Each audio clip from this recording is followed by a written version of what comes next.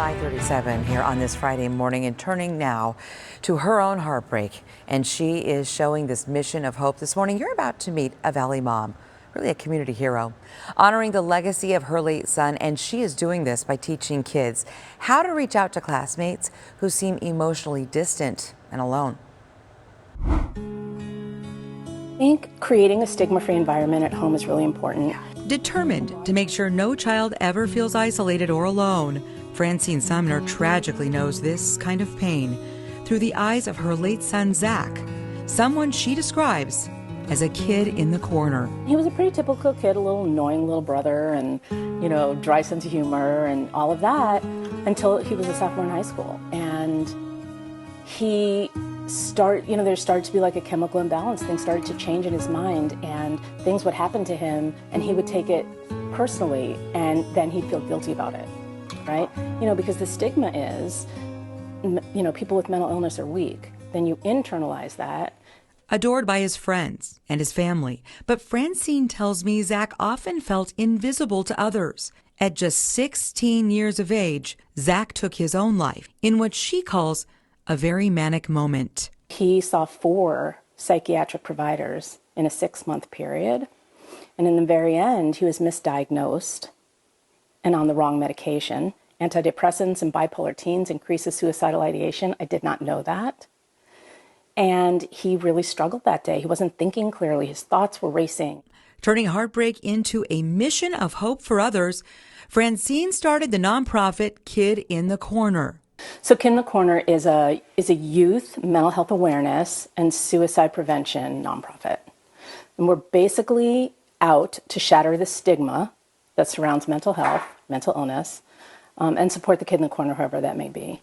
And now, 7 years later, her program is making a big difference in schools across Arizona. How do we make sure that they understand it's okay to not be okay? We're not supposed to be okay all the time. I think as a parent, you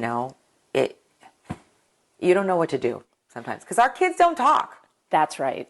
That's exactly right. They don't talk. They don't say anything.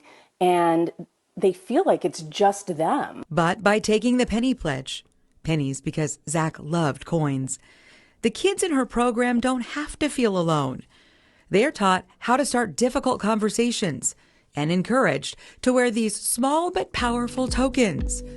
Reminders to check in on someone who might be struggling. This is what Kid in the Corner is all about. We pledge to reach out to the kid in the corner. We pledge to take care of our own mental health, and then we pledge to be a safe and caring person for others. It's teaching those skills, teaching those resources, those words, the language, the steps, to be able to do that.